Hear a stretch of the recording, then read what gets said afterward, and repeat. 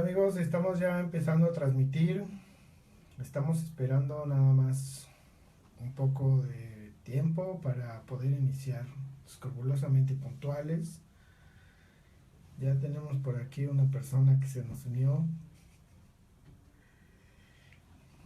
Vamos a revisar el tema de la planeación estratégica de proyectos de e-learning.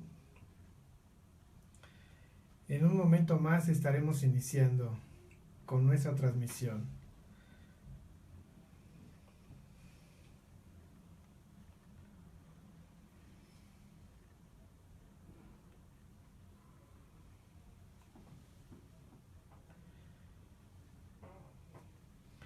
Estaremos charlando sobre la planeación estratégica de proyectos de e-learning, tal como lo anunciamos en nuestra página Facebook de iSpring en español.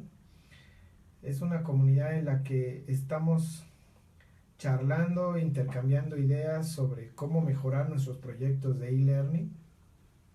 Entonces, esta va a ser una primer charla de varias que queremos tener en este esquema, en esta estructura, en donde podemos compartir y socializar ciertos tips y trucos sobre cómo desarrollamos nuestros proyectos de e-learning, y entre los cuales podemos apoyarnos con algunas herramientas de autoría muy particulares. Pueden ser diversas, pero lo importante es ubicar nuestra estrategia global de capacitación y con ello poder entonces hacer que la tecnología responda a las necesidades pedagógicas. Entonces, convocamos a las 12 del día. Estamos a un par de minutos verificando que todo esté funcionando bien y que estemos listos para arrancar.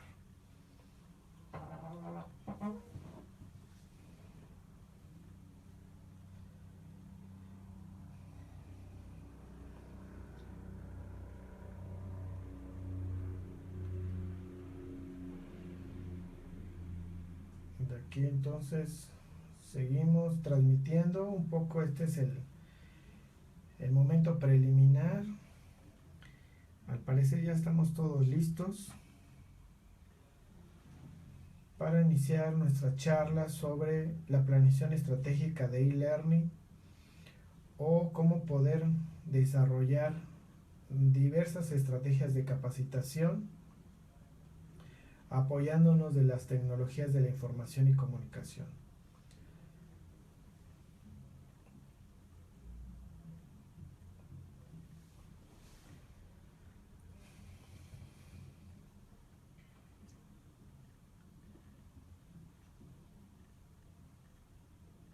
Ok, estamos listos ya para empezar nuestra transmisión de la planeación estratégica de proyectos de e-learning. Hemos configurado para que esto sea público, accesible de manera directa, entonces no deberíamos de tener mayores complicaciones y estamos listos para arrancar.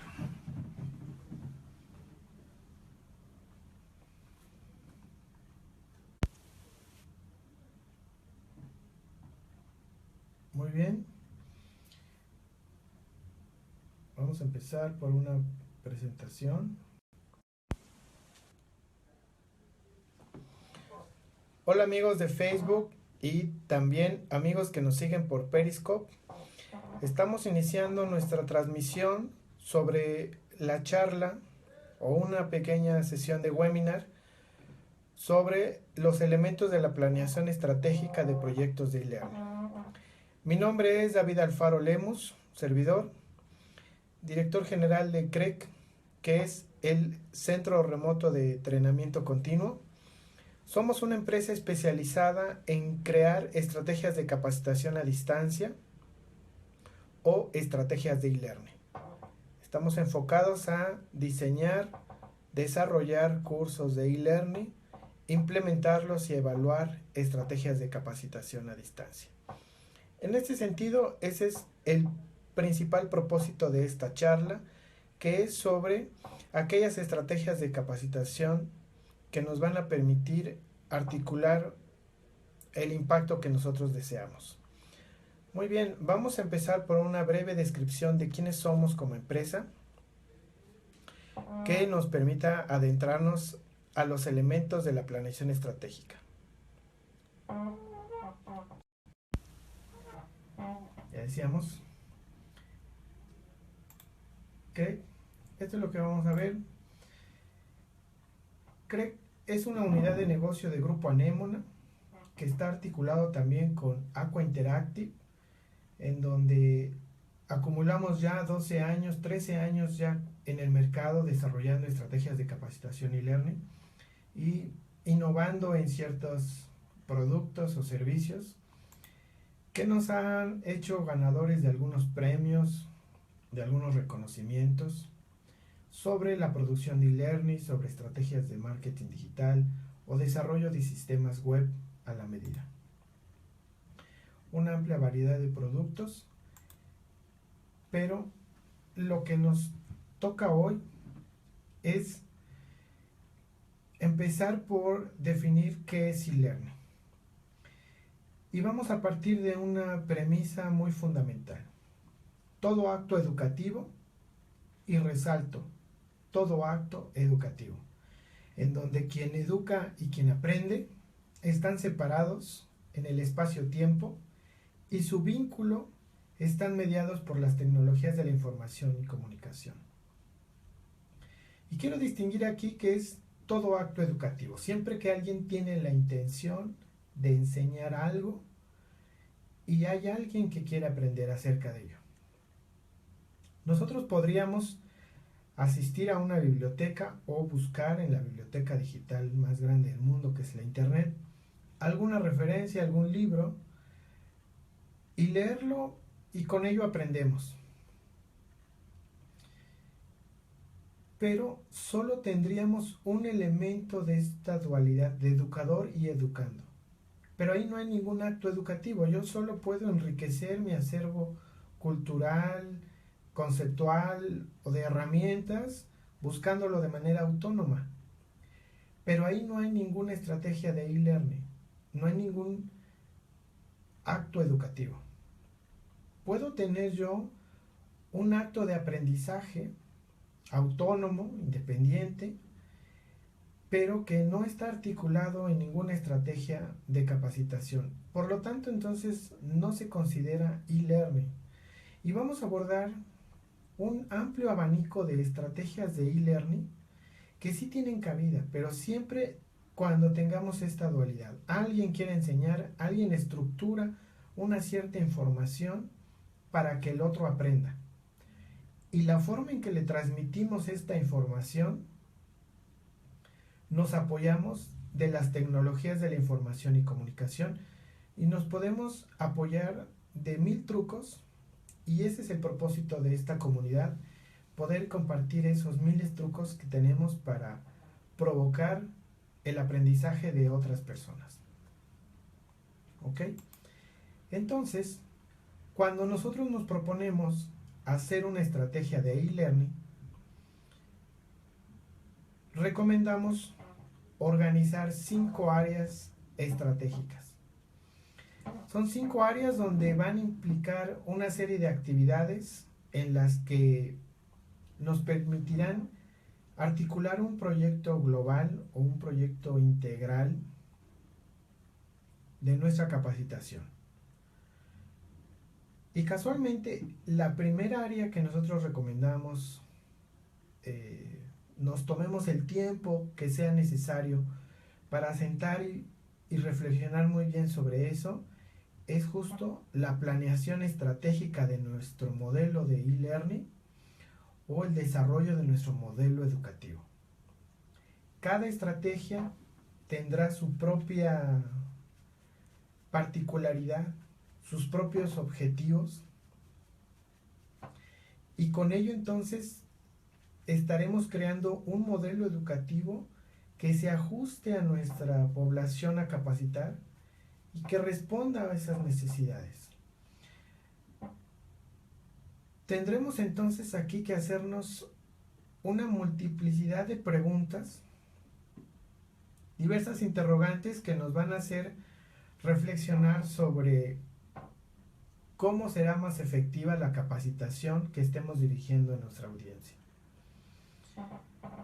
Y es lo que vamos a abordar con un poco más de detalle en los próximos minutos. Pero tenemos una segunda área.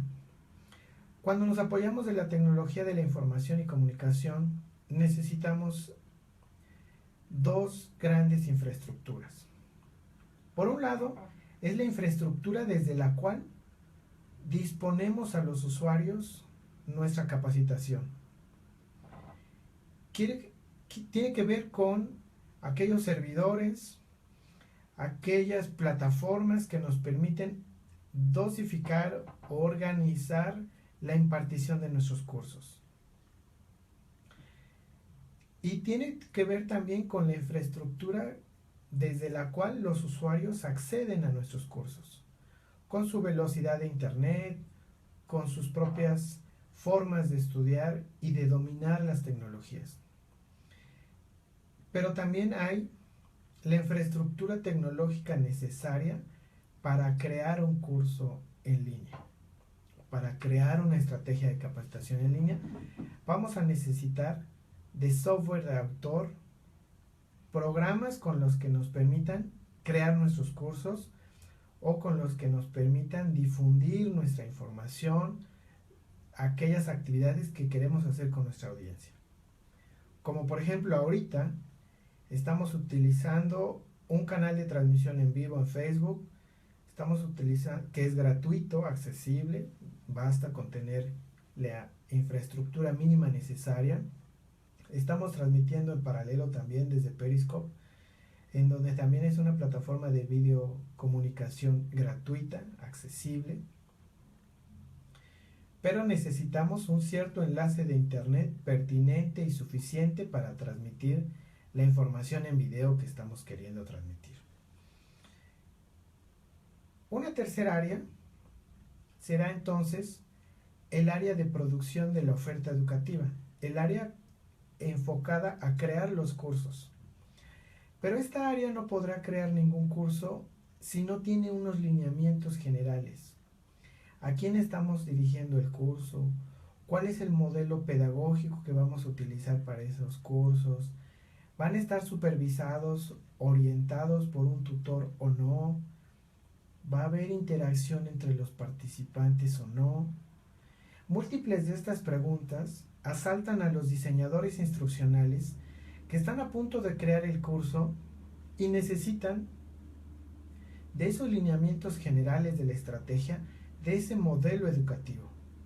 Más allá de su habilidad para transmitir de manera pedagógica una cierta información y más allá de crear las estrategias o las actividades de aprendizaje más convenientes para que la población asimile esa información, ellos necesitan lineamientos globales.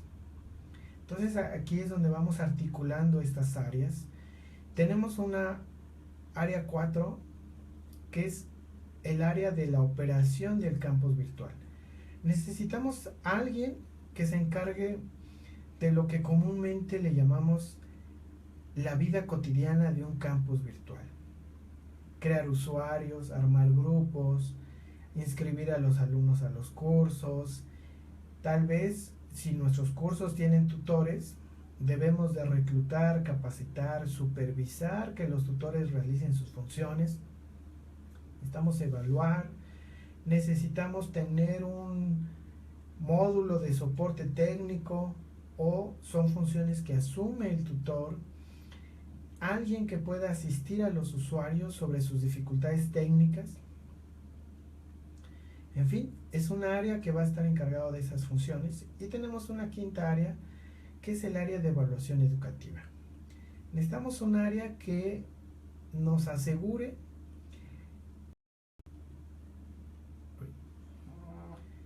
necesitamos de un área que pueda ser nuestra área de mejora continua, que esté preocupada por cómo poder hacer más eficiente todos los procesos de la organización del proyecto de e-learning. Necesitamos un área que nos permita hacer una primera evaluación sobre la cultura digital de nuestros usuarios.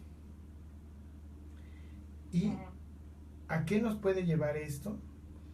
A poder perfilar qué población es la que vamos a enfocar, y en la medida que tengamos una comprensión mayor sobre las cualidades de esa población, podremos diseñar algunas estrategias, podemos considerar algunos elementos tecnológicos que nos facilitarán el trabajar con esas poblaciones en particular.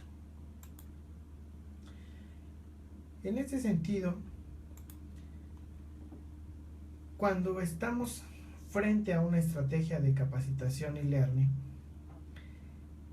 empiezan a surgir diversas preguntas. Vamos a ir abordando algunas de esas preguntas que son antes de realizar cualquier curso, que son preguntas fundamentales que nos van a llevar a delinear nuestros principios generales de diseño instruccional, o nos van a permitir transmitir a todos los actores que se involucran en la estrategia de e-learning lo que realmente queremos hacer.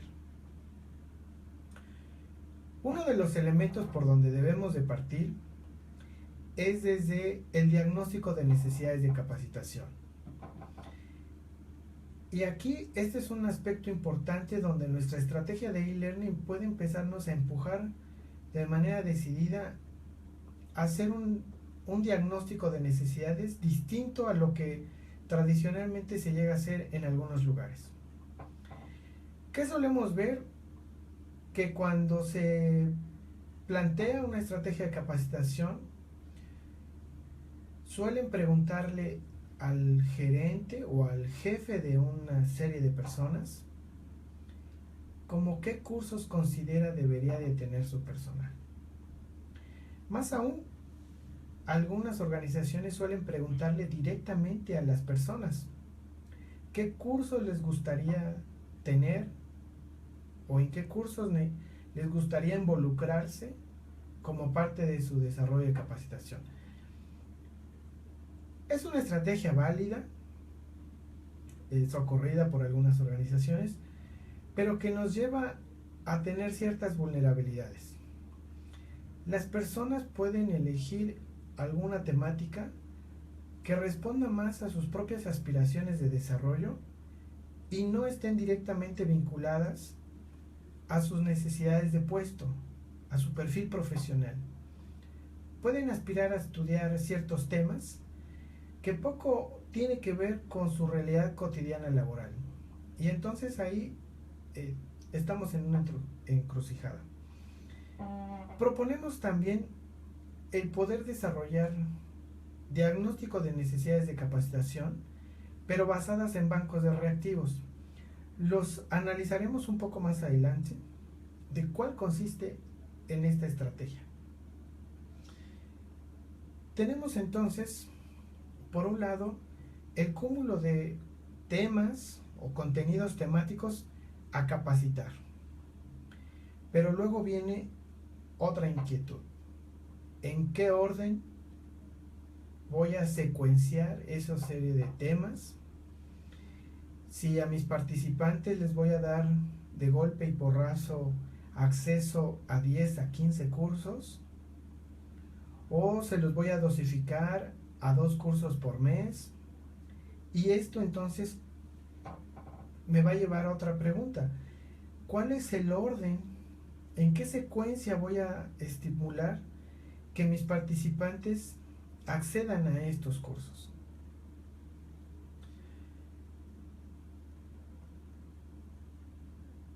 Y más allá de la temática y de su distribución en el tiempo, nos va a saltar también otra pregunta. ¿Cuál es la mejor estrategia pedagógica para aprender? Y aquí se rompe en una diversidad enorme las posibilidades. Habrá algunas personas que opinen que basta con definir escrupulosamente las conductas observables que deba de tener el participante como evidencia de un aprendizaje, y entonces el contenido deberá de estar organizado y secuenciado en una complejidad creciente de esos componentes. Y basta con que las personas dominen cada uno de estos pequeños objetos de aprendizaje que les vamos dosificando para que puedan comprender una cierta temática. Seguramente ustedes ya estarán pensando qué estrategia pedagógica subyace en este razonamiento, ¿sí?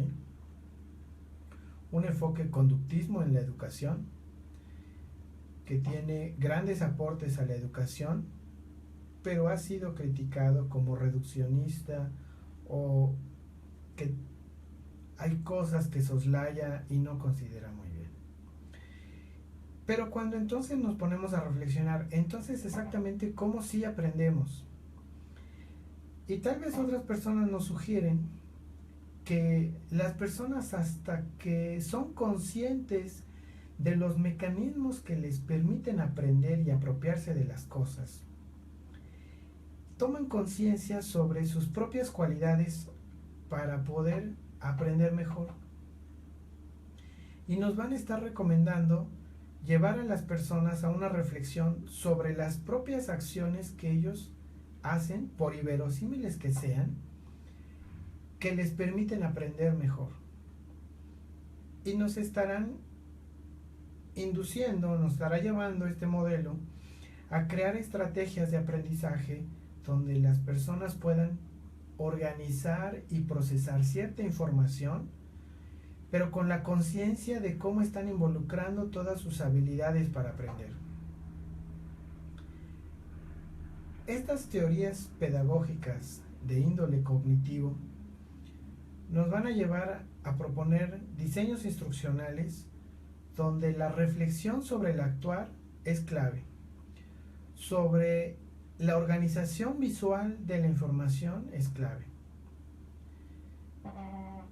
Pero algunos otros más modelos pedagógicos nos van a sugerir que las personas son capaces de dominar algo cuando son capaces de hablarlo, de discutirlo, de defender una postura frente a otros.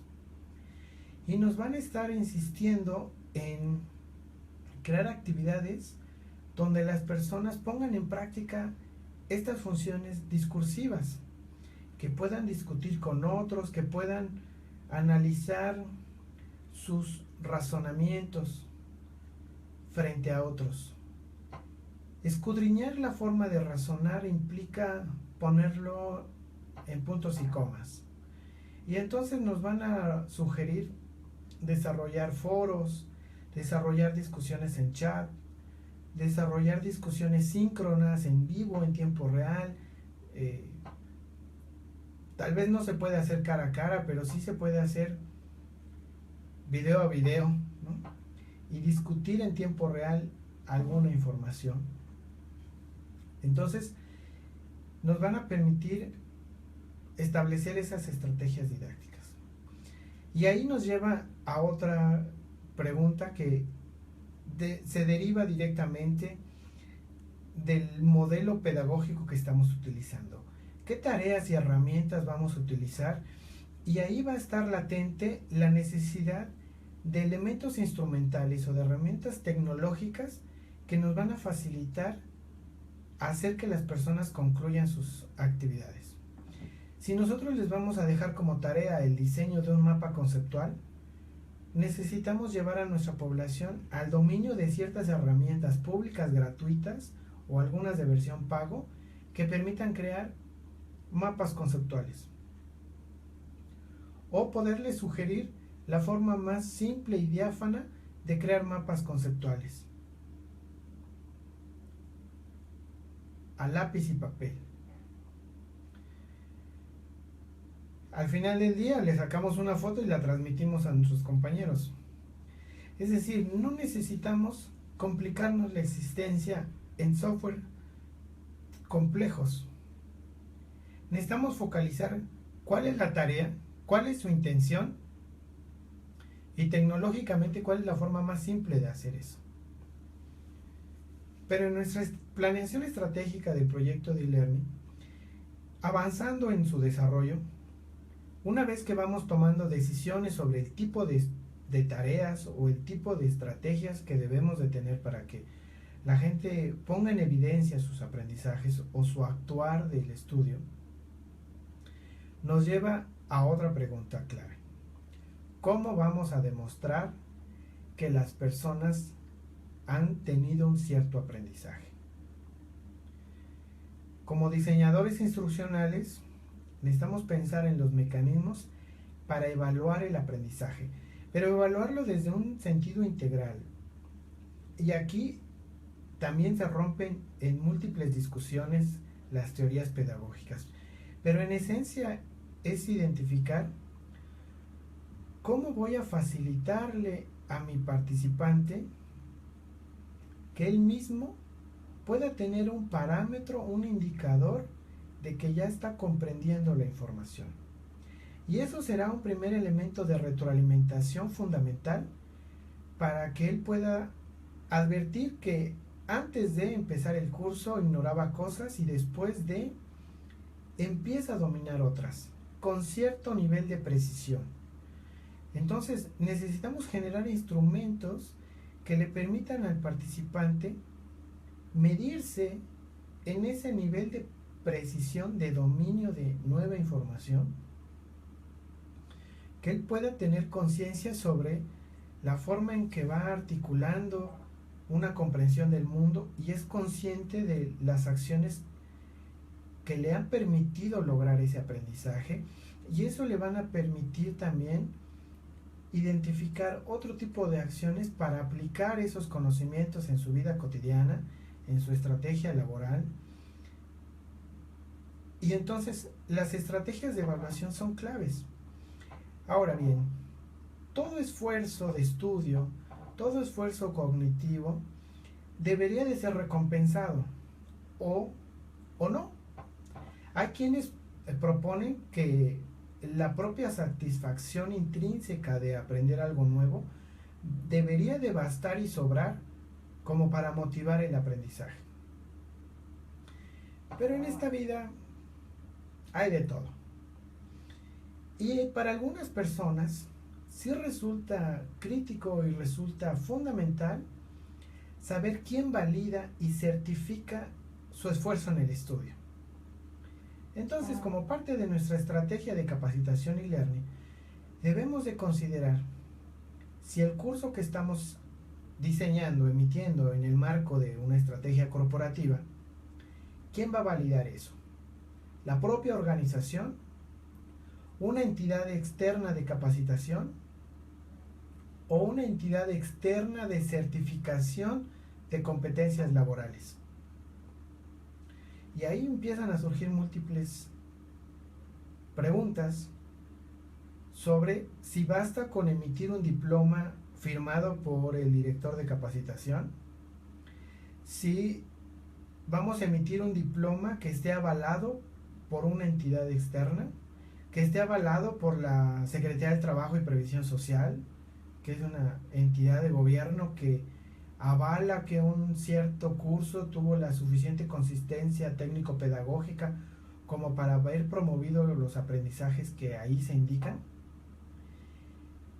Y entonces, o queremos escalarlo hasta la instancia de un área de la SEP denominada Conocer, que es quien se encarga de certificar competencias laborales, pero tiene que enunciar una norma, hacer todo un comité de que certifiquen una norma y que los cursos estén alineados a esa norma de competencia laboral, y una entidad diferente a la que capacita debe de aplicar ciertos instrumentos de evaluación para dar su fe y testimonio de que las personas tienen el dominio de habilidades y conocimientos pertinentes según la norma. ¿Qué tan importante es para nosotros llevar al grado de norma de capacitación de competencia laboral la estrategia que estamos haciendo? Y aquí recordar que puede haber una norma de competencia laboral avalada por el Conocer como una entidad de certificación, pero el mismo Conocer también nos exhorta a que hagamos normas internas normas de competencia laboral internas de la organización y que solo van a ser válidas para la organización.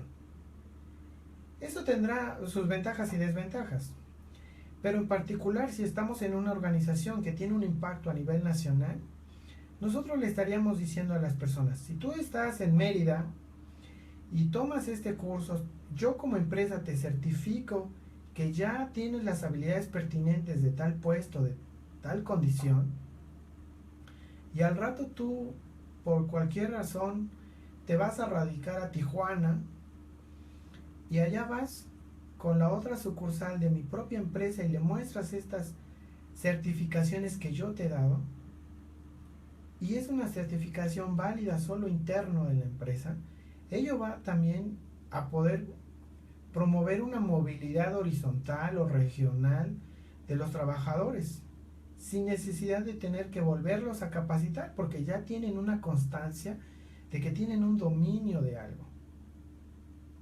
El caso particular de la entidad de certificación Conocer, ella emite un certificado sobre una habilidad profesiográfica o profesional que le va a permitir esta movilidad horizontal a la persona en todo el territorio nacional. Él va a poder ir a cualquier parte del territorio nacional en México para decir, yo tengo esta habilidad, y no solamente lo digo yo, sino Conocer certifica y avala que yo tengo este dominio. ¿Sí? Entonces, en la planeación estratégica de nuestro proyecto de e-learning, vamos a ir articulando estos elementos. ¿Qué quiero capacitar? ¿Cómo lo voy a ordenar y secuenciar a través del tiempo? ¿Cuál va a ser mi modelo pedagógico más pertinente para propiciar esas habilidades? ¿A través de qué tareas voy a aterrizar la evidencia del estudio? ¿Cómo lo voy a evaluar? ¿Y cómo voy a avalar o certificar ese aprendizaje? ¿Ok? De aquí nos vamos a otra pregunta clave que debemos de hacernos siempre que estamos planeando una estrategia de capacitación. Y tiene que ver con la cultura digital de nuestra audiencia. Y aquí vamos a detenernos a analizar un poquito este asunto de la cultura digital. Hemos tocado de manera indirecta algunas de estas preguntas. Siempre en una estrategia de capacitación necesitamos definir hacia qué va a estar enfocada nuestra capacitación. A que comprendan conceptos, y estamos hablando de una capacitación muy básica, de un corte más informativo, pero necesitamos que las personas tengan un dominio conceptual de algo. Llámese un código de ética, llámese un código de conducta en una organización, llámese algo de los principios jurídicos de lo que quieras, en donde lo más importante es que las personas comprendan información. O tal vez nuestros cursos tienen que ver con habilidades más de tipo destrezas, habilidades visomotoras, en donde las personas deben de ejecutar algo, y esa ejecución debe de estar hecha con cierto nivel de calidad o de precisión. Entonces ahí no solo bastan conceptos, no solo basta saber cómo se hacen las cosas, sino hay que hacerlas, hay que ensuciarnos las manos, hay que meter acción. Y eso nos va a dar como resultado un producto, una evidencia, un tangible, un algo que podemos mostrar a los demás para decirles, mira, a partir de esta habilidad que desarrollé con el curso ya soy capaz de hacer tal cosa. Y eso nos marca un parteaguas. O necesitamos inducir al respeto o a la comprensión de procedimientos. Necesitamos hacer que la gente sepa seguir secuencias de procedimientos. No solamente queremos que sepa hacer las cosas, sino queremos que las haga en un orden en particular. O también podemos querer hacer que las personas aparte de que sepan cosas, que lo hagan y lo hagan bajo un cierto orden, lo hagan en equipo, se coordinen, se sincronicen con otras personas que también están haciendo algo en paralelo, pero que se va ensamblando con su trabajo. Y algunas deberán de acelerar el paso, en otras deberán de esperar al compañero que viene rezagado, pero es sincronizarse con los demás, hacerlo en equipo, hacerlo bien y hacerlo de manera armónica. Y esto nos da una condición de saber ser en el mundo, de saber estar y convivir, que son nuestras actitudes. Entonces, ¿pero quién es el sujeto de capacitación? ¿O quién es la persona que vamos a capacitar vía una estrategia de e-learning? Y ahí debemos de preguntarnos algunos otros tipos de cuestiones. ¿Cuál es su condición social? Se ha hablado mucho también sobre bloques generacionales que depende del año en que naciste, perteneces a cierto bloque generacional.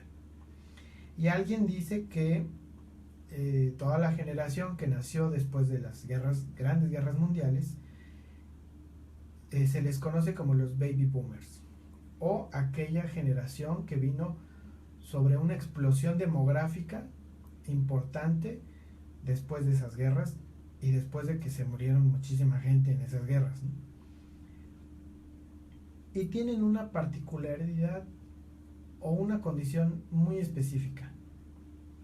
Son personas que se formaron, crecieron y se desarrollaron en el ámbito laboral cuando no existían computadoras, cuando no existía un uso generalizado de las tecnologías de la información y comunicación, cuando sus herramientas tecnológicas eran tal vez el teléfono, y poco a poco se vieron involucrados en el uso de las tecnologías en algunas situaciones muy particulares. No toda la población categorizada como los baby boomers se han tecnologizado. Es más, algunos de ellos son renuentes a la tecnología y son enemigos de la tecnología, son reacios y no los quieren. Entonces, si la población a la que queremos capacitar son de este segmento de edad, debemos de anticipar una probable actitud negativa a los cursos de e-learning. Debemos de hacer una estructura, un diseño instruccional muy limpio, muy simple, que no les exija muchas habilidades de coordinación visomotora, porque dado que no tienen esas habilidades de interactuar con la tecnología, se les va a hacer muy complicado. Hay otro bloque generacional denominado la generación X, que son la generación de la transición tecnológica. Son la generación que probablemente en algunas circunstancias sociales muy específicas sí tuvieron acceso a ciertas herramientas tecnológicas, y las primeras herramientas tecnológicas, pero no siempre.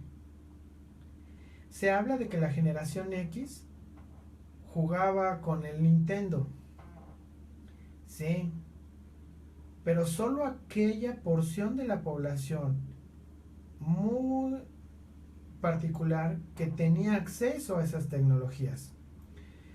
Y muy probablemente una amplia mayoría de esa población, de ese bloque generacional, pues no tenía acceso a esa tecnología. Creció, se formó y hasta que se insertó en el ámbito laboral, sí, solo sí en sus funciones de puesto involucró el uso de la tecnología, empezó a dominarlas, empezó a involucrarse. Son a las personas a las que les llamamos migrantes digitales. Tanto los baby boomers como la generación X se les denomina migrantes digitales porque tuvieron que asimilar las tecnologías una vez ya estando en sus funciones laborales, en el campo laboral. Y después tenemos propuestas por ahí de algunos teóricos de que hay la generación Y, Z, NET, millennials o también denominados los nativos digitales. Y aquí también el acceso social a las tecnologías nos puede hacer una gran diferencia. No por ser gente joven es garantía de que tiene acceso a las tecnologías. Puede haber gente joven en que ha estado un tanto aislada o privada de ciertos avances tecnológicos y necesitamos distinguir también esa condición social y esa condición de dominio digital. Entonces, ¿qué necesitamos? Hacer una pequeña encuesta, empezar a sondear cómo se comporta nuestra población y preguntarles, por ejemplo, de si acaso ellos ya han tomado algún curso online previo y dónde han tomado ese curso online. Sabemos que hoy día hay cursos gratis por doquier, en YouTube y en grandes plataformas, y son gratuitos. Pero necesitamos preguntarle a la gente, ¿dónde estudiaste tu curso online? ¿En Facebook? ¿En qué plataforma? Que nos dé ideas sobre el modelo pedagógico que subyace en ese curso que fue a tomar. Si fue un curso de autoestudio, si son personas que estudian audiolibros desde la época de los 70s, que lo sabían, ¿cuál es esa cultura de estudio online? Y ahí vamos a preguntarles, ¿qué tanto son usuarios de nuevas tecnologías? Si son usuarios de tablet, si son usuarios de smartphone, ¿y qué hacen con esas tecnologías? Alguien nos puede decir, no, bueno, es que son muy jóvenes y traen el chip integrado y están todo el día en el celular. Sí, ok, perfecto. ¿Qué programas son los que utilizan en el celular? No, pues solamente WhatsApp. Y de ahí no usan otro tipo de programas. Y eso nos va a caracterizar a nuestra población y nos va a dar mucha información de sus habilidades tecnológicas. Ok, sí, saben usar WhatsApp, pero única y exclusivamente saben usar WhatsApp y escriben con muy mala ortografía. Esa es una realidad a la que nos vamos a enfrentar y de la que deberemos de partir para diseñar nuestra estrategia de capacitación y learning. Pero otra muy importante también es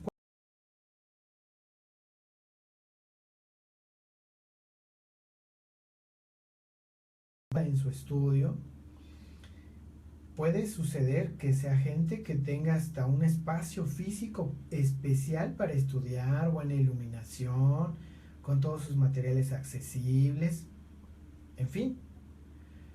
Puede ser gente que estudió mis cursos de hábitos de estudio en la década de los 90 y se quedó con esos buenos hábitos, ¿no? Y no importa que sea generación X, que sea baby boomer, tiene disciplina en el estudio.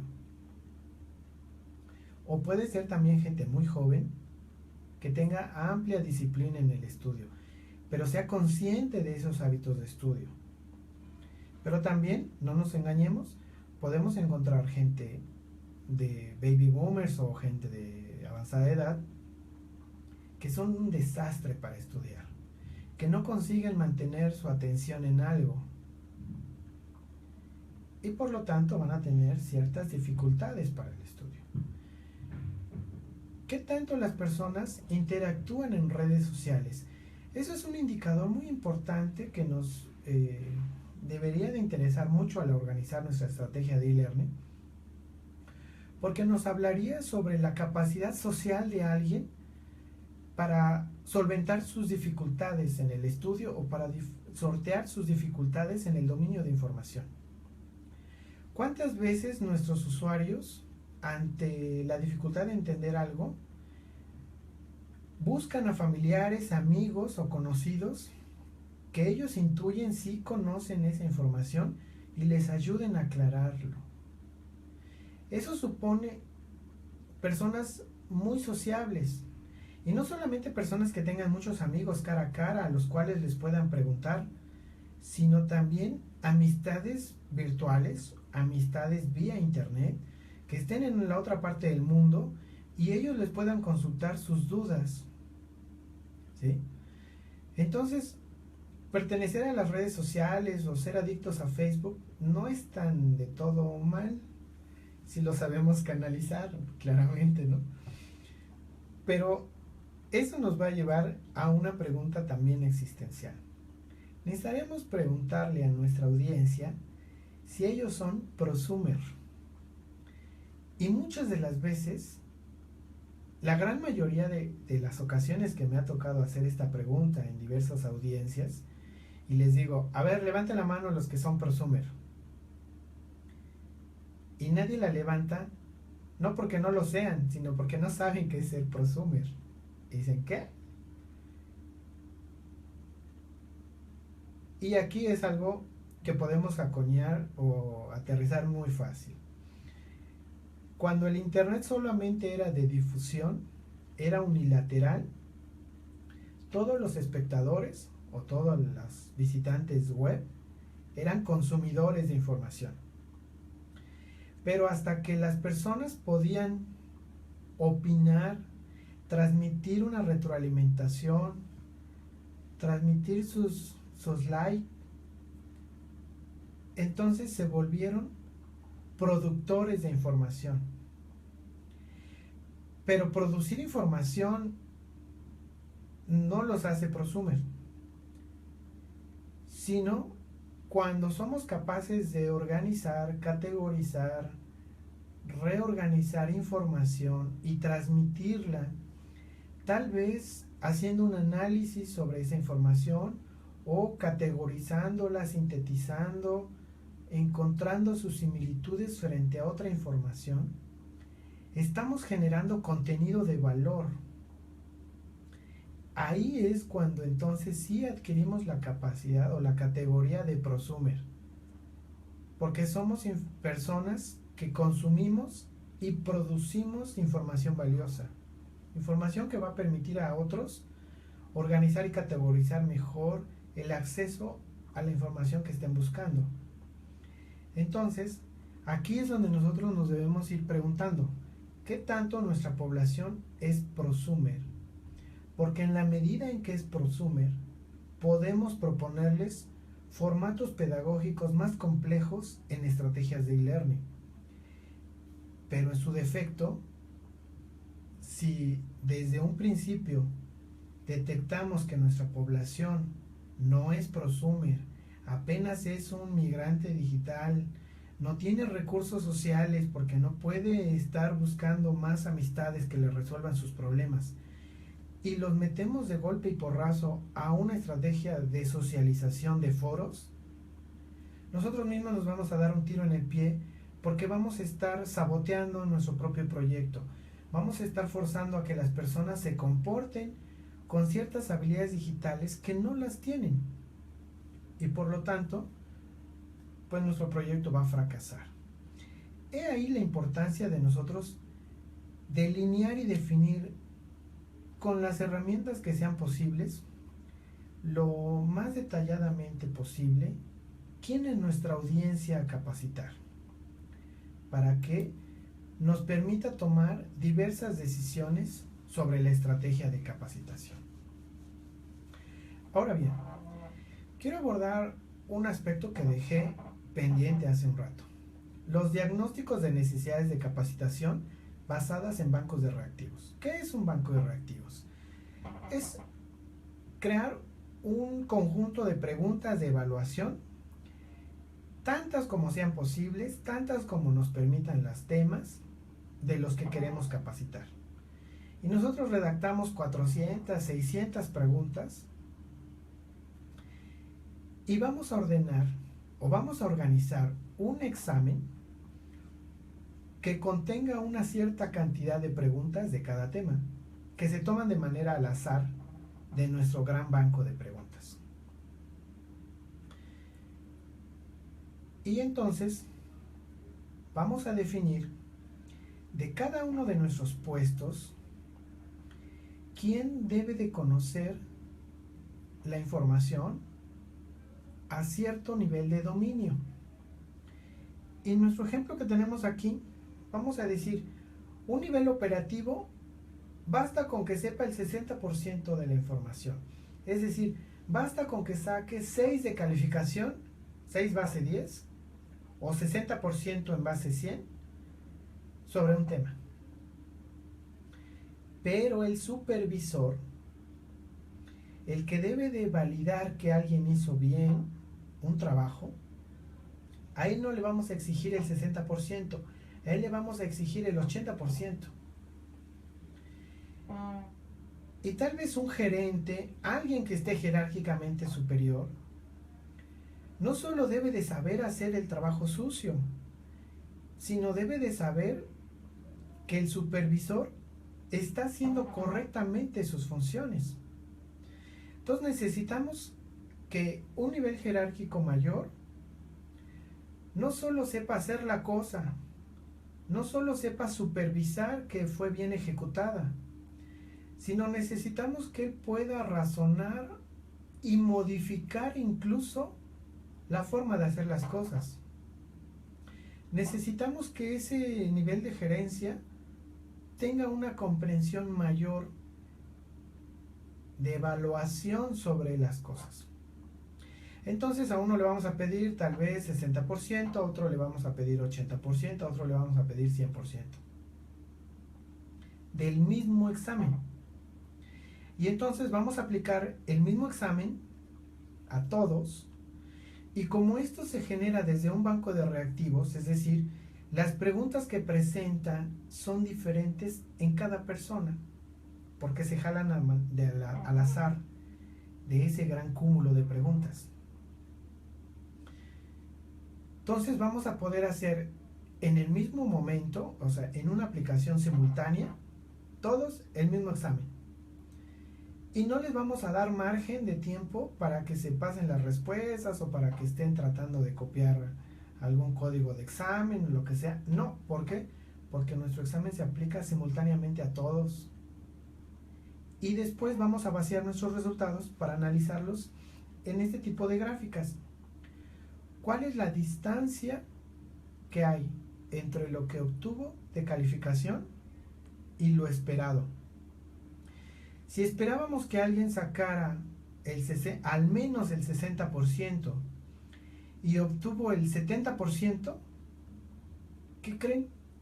Vamos a tener una distancia positiva respecto de lo esperado. A eso le vamos a llamar gap, que es la distancia entre dos puntos.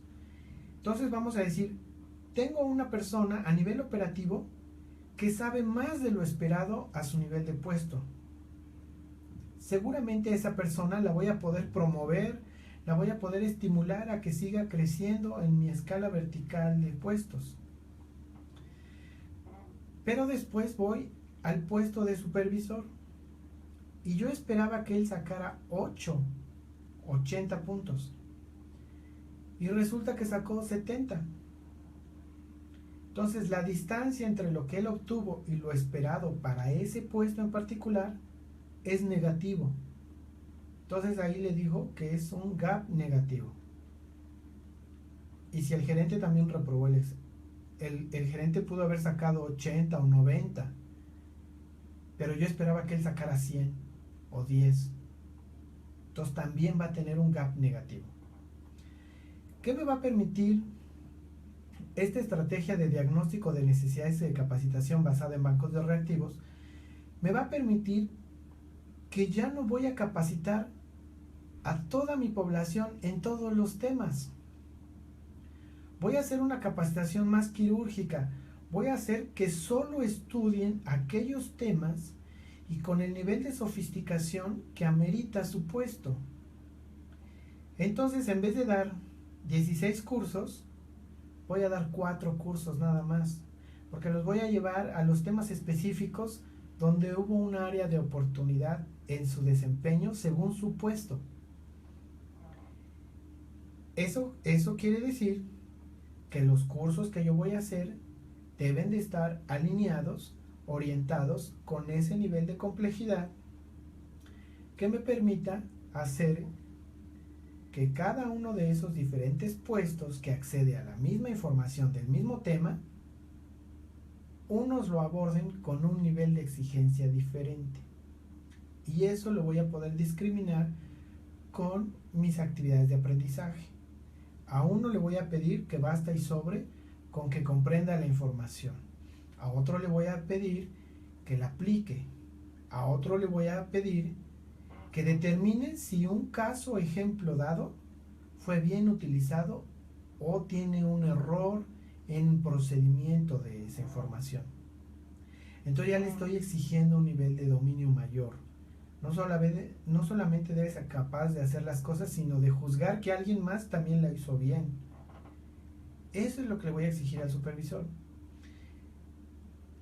Pero si hacerlo de esa forma, congruente con esas políticas y procedimientos, no nos permite tener los mejores resultados, le voy a pedir entonces al gerente que determine si ese procedimiento así ejecutado de esa manera, al pie de la letra del procedimiento, es la forma más eficiente de lograr las cosas. ¿O qué debería de diseñar o formular para que ese procedimiento pueda ser mejorable? Entonces, ese individuo no solamente debe de saber hacer la cosa, hacerla bien bajo esos procedimientos, sino debe de tener la capacidad de reflexionar sobre su pertinencia o sobre cómo, manteniendo esos criterios, podemos agregar uno más que lo haga más eficiente, o podemos modificar el orden de alguno de ellos. Le estamos pidiendo que razone más, y entonces nuestras actividades, pero el tema va a ser el mismo. Las actividades son las que nos van a permitir diferenciar esto. ¿Ok?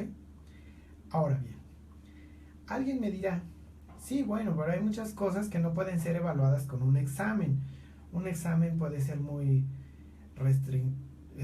reduccionista y que pues puede inducir a la respuesta correcta, etcétera. Ok.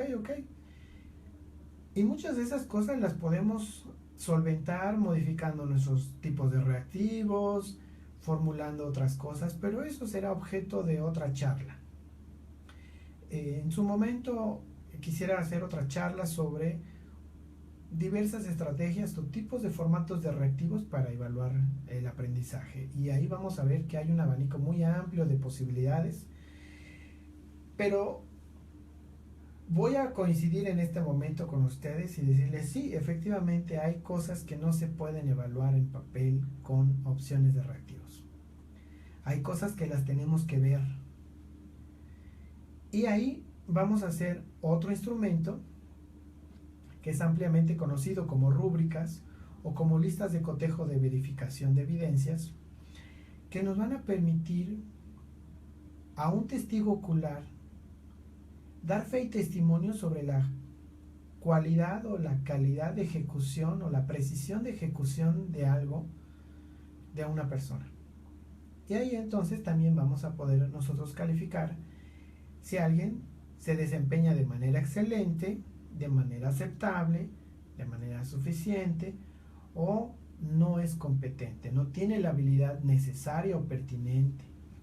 Y entonces vamos a poner palomitas y taches en cada una de esas columnas, y lo mismo nos va a arrojar un resultado como diagnóstico de necesidades de capacitación basado en bancos de reactivos o basados en listas de cotejo de aquellas habilidades del puesto que tienen áreas de oportunidad, y en consecuencia poder focalizar que nuestros primeros cursos que diseñemos van a tener primacía sobre esas áreas de oportunidad de la gente. Muy bien, vamos a ver otro aspecto sobre los modelos pedagógicos en los que puede estar basada nuestra estrategia de capacitación y learning. Aquí tenemos un continuo, son extremos sobre lo que puede ser una estrategia de capacitación vía e-learning. Desde un extremo tenemos los cursos que se le denominan cursos de autoestudio o cursos autoinstruccionales. Pueden ser simulaciones de software, pueden ser cursos muy sencillos. ¿Qué supone esto? El acceso a un recurso multimedia con mayor o menor sofisticación tecnológica, pero es un recurso multimedia que explica una información y trae un elemento de evaluación del aprendizaje. Esto es conocido como un objeto de aprendizaje o la unidad mínima de un curso online. No interactuamos con nadie más que el usuario interactúa con el contenido. Ese contenido deberá de estar ordenado, clasificado, jerarquizado o previsto de tal forma que facilite un aprendizaje. Es un tipo de e-learning, ¿sí? Es una base pedagógica muy clásica y que con esa nos permitirá orientar nuestros cursos. Pero podemos tener cursos que estén apoyados por un cuerpo docente, por un profesor, o también en el ámbito de e-learning se les conoce como tutores online o se les conoce como mentores online. La palabra tutor online o mentor online son traducciones directas del inglés, del tutoring o del mentoring, que nos van a decir, no es otra cosa más que un docente, un educador en línea que va a apoyar el aprendizaje, que va a acompañar el aprendizaje. Pero aquí, al igual que cuando organizamos capacitación presencial, siempre es una gran interrogante, ¿cuántos participantes por profesor? En estas estrategias de capacitación que están apoyadas por un experto online o por un docente online, vamos a poder tener a varios extremos. Vamos a tener por un lado cursos que son supervisados por un profesor en poblaciones masivas. Y aquí me gustaría que ustedes reflexionaran cuántas personas podría atender de manera masiva a un profesor online en un ciclo mensual. Supongamos que está impartiendo un MOOC, que está impartiendo algo y tiene 250 alumnos, tiene centenares de alumnos. Podemos intuir que este tutor no va a establecer una relación dialógica de uno a uno. Es decir, no va a mandar un correo personalizado a cada participante, a cada uno de esos cientos de participantes, y él va a recibir centenares de correos de respuesta y se va a poner a contestar uno a uno. No. Aquí vamos a utilizar otro tipo de metodologías de atención masiva, de atención tipo call center, sobre incidencias. Y va a ser una metodología de e-learning muy particular que está orientada a atender poblaciones masivas. Ese es un tipo de e-learning. Los cursos masivos se han vuelto un tanto famosos en los últimos años, pero son estos MOOC que establecen este tipo de metodología. Pero hay otra metodología. ¿Qué pasa? Bueno, más bien, antes de pasar al otro, a esta tutoría vía masiva le vamos a llamar una tutoría motivacional. Es un tutor que está más bien pendiente de que nadie se rezague en su estudio, de que todos estén avanzando armónicamente, que nadie tenga dificultades técnicas. Y si los alumnos derivan a un producto, a una evidencia de aprendizaje, deberá de ser una evidencia de aprendizaje que se pueda calificar en base en una lista de cotejo. Casi nada más de estar palomeando sí cumplió, no cumplió, y en automático el sistema le debe de decir no cumpliste, un punto de 4, etc.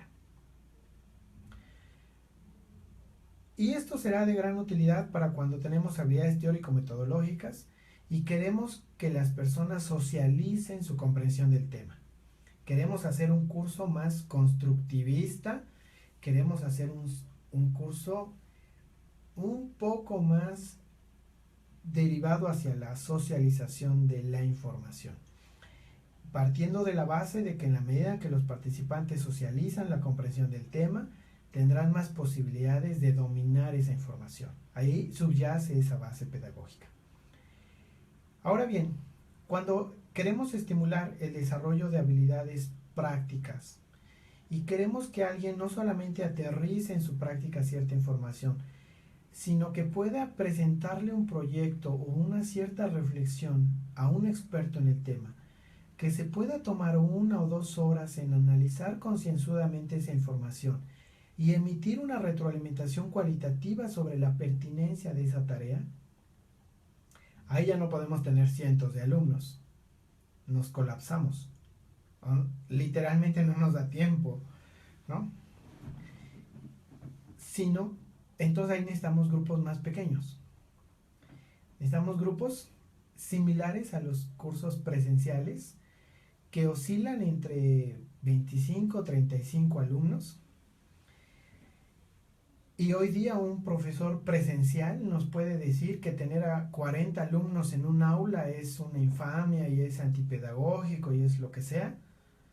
Yo les diría, en una tutoría experta bajo este modelo pedagógico, un tutor experto pudiera manejar hasta máximo 40 alumnos en un ciclo mensual.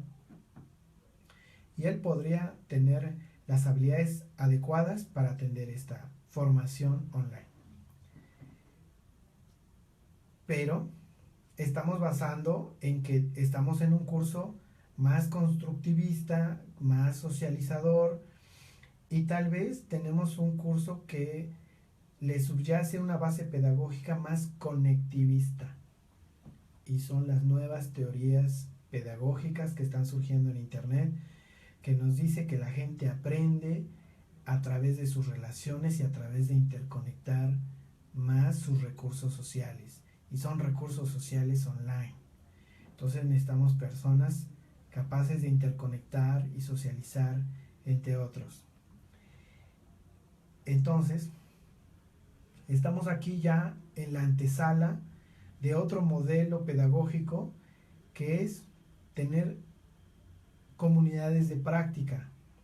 Se les llama o se les conoce también como comunidades virtuales de aprendizaje cerradas. Hay comunidades virtuales abiertas. En cualquier lugar público donde tú te puedes asociar en un grupo de profesionales, puedes opinar y enriquecerte y compartir información y todo. Tal como tenemos aquí en iSprint Suite en español, es una comunidad virtual abierta, porque cualquiera puede pertenecer, se puede integrar y participar. Pero, al ser tan abierta, no es un acto educativo. Y volvemos a la definición previa, ¿no? Aprendemos por el mero placer de compartir nuestra información, y eso nos da el suficiente placer como para seguir compartiendo nuestra información y aprender. Pero no hay un acto educativo explícito.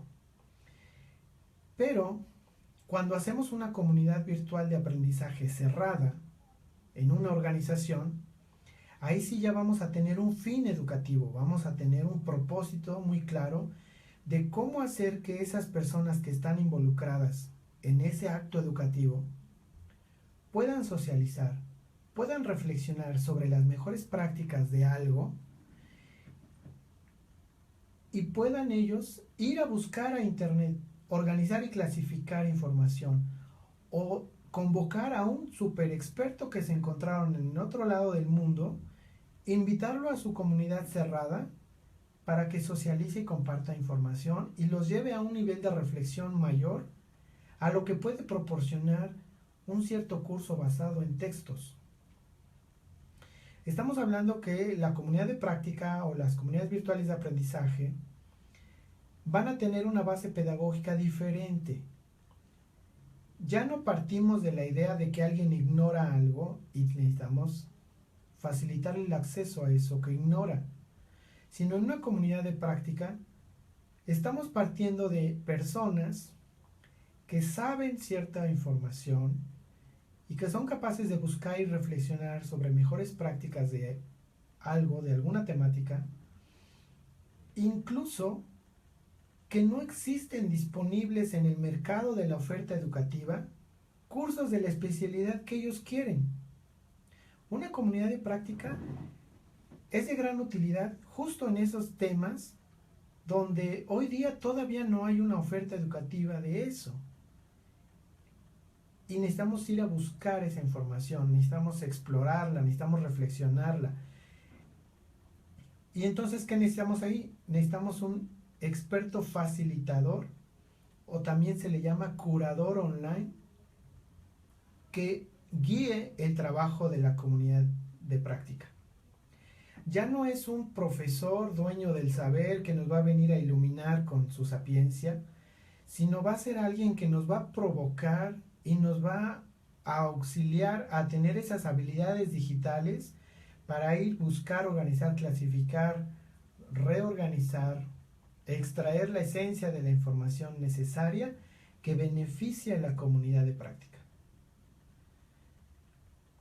Entonces, aquí, tener 40 alumnos es un lío, se colapsa el facilitador. Ahí necesitamos grupos más pequeños, porque por la propia naturaleza necesitamos grupos más pequeños, más focalizados. Son los grupos de avanzada que nos van a permitir hacer después un despliegue en cascada de esa información. Si nosotros tuviéramos un chat síncrono, o sea, estuviéramos hablando en tiempo real, 40 personas al mismo tiempo, se vuelve un caos. Terminan muchos guardando silencio como para ver quiénes son los que destacan. Y eso nos da como resultado que solamente más o menos 7 u 8 personas son las que están participando activamente. Entonces, nosotros recomendamos que una comunidad de práctica debería de estar conformada entre 8 o máximo 15 participantes. 15 ya estamos en el límite y deberíamos de considerar cantidades más abajo. Depende de cada organización, depende de los grupos temáticos de los que se estén haciendo comunidades virtuales, pero en promedio debería de ser un cierto parámetro, ¿no? Con eso entonces vamos a un último punto que me gustaría abordar en esta charla, que son las modalidades tecnológicas de nuestra estrategia de e-learning. También aquí puede haber tantas como ustedes quieran, como los colores y las flores. Podemos tener cursos muy sencillos, basados en audiolibros, basados en texto-imagen, bajo un formato lineal muy simple. Basta y sobra, ¿sí? Lo importante no es el aspecto tecnológico, es nuestro enfoque pedagógico de cómo conseguir que esa información la domine un tercero. Ese es nuestro gran reto como diseñadores instruccionales, como educadores en línea, de poder aterrizar en un documento basado en texto-imagen o en un audiolibro la información más pertinente para provocar aprendizajes. No obstante, si nosotros vamos avanzando en esta complejidad creciente de tecnología, podemos tener cursos que estén basados en multimedia discreta. ¿Qué le llamamos multimedia discreta? Que ya tenemos unos botones que hay que picar para descubrir información, que ya tenemos pequeñas locuciones, pequeños ruiditos, ¿no? Que nos van a propiciar un curso más atractivo, ¿sí? Que el usuario no es tan pasivo. Ahorita los tengo ya cerca de un poquito más de una hora a la expectativa, y pues la expectación pasiva también tiene sus límites, ¿no? Pero entonces aquí estaríamos provocando que en nuestros cursos tengamos mayor interactividad, mayor locución, videos diseñados ex profeso que vamos insertando en algunos componentes de nuestro curso, o llevarlos a un formato más complejo, como puede ser cursos basados en videocapacitación, ya sea síncrona en vivo, o cursos de videocapacitación pregrabada. Podemos tener cursos basados en videojuegos, cursos hechos bajo ciertos formatos lúdicos de alta interactividad que nos van a permitir tener enganchados a nuestros usuarios en nuestro curso. Pero aquí lo que me gustaría recordar es de que no solamente es tener interactividad por interactividad, sino en ser conscientes como diseñadores instruccionales de cómo estamos promoviendo el aprendizaje y cómo es las tareas mínimas indispensables que le garantizarán a nuestros participantes que dominen una información. ¿Sí? Pues bien, amigos, yo espero que estas pequeñas reflexiones, pequeñas notas, les hagan estructurar, me permitan, por un lado, observar sus estrategias de e-learning y advertir si alguno de estos factores los habían soslayado, si alguno de estos factores le habían dado un mayor énfasis, pero minimizando la importancia de otros, y cómo podemos juntos reflexionar sobre mejores prácticas de planeación estratégica de e-learning. Y después la siguiente, en otras charlas que estaremos organizando, la pregunta más inmediata es: ¿a partir de qué tecnología voy a poder aterrizar todas estas inquietudes? Quiero insistir aquí en que lo primero que necesitamos hacer es definir nuestras necesidades pedagógicas para después hacer que la tecnología responda a estas necesidades tecnológicas y no al revés. Terminemos subyugándonos a las únicas posibilidades tecnológicas de cierta herramienta y llevando en perjuicio nuestra estrategia pedagógica. Ahí entonces es para nosotros importante poder hacer este énfasis en la parte pedagógica de qué queremos hacer, cómo lo queremos hacer, y después abrir ese abanico amplio de posibilidades tecnológicas que nos van a permitir aterrizar nuestros propósitos educativos. Los invito a seguir unidos en esta comunidad de iSpring Suite en español, que es una comunidad para reflexionar sobre nuestras estrategias de e-learning y cómo algunos softwares de autor, en particular esta solución de iSpring, nos va a permitir enriquecer nuestros proyectos. Cualquier amiguito, amiguita de diseño instruccional, de consultores e-learning, etcétera, que ustedes consideren se pueden ver beneficiados de compartir y socializar esta información, pues los invitamos a que se acerquen con nosotros. Estamos en el sitio de www.crec.mx. Allí mismo, en la parte de quiénes somos, van a poder encontrar esta presentación que hemos utilizado aquí, y con gusto estaremos compartiendo sus reflexiones y demás información. Es todo por hoy en esta primera charla. Esperamos tener su valiosa presencia en nuevas charlas. No queda más que de mi parte agradecer su valioso tiempo y nos vemos en una próxima transmisión. Saludos.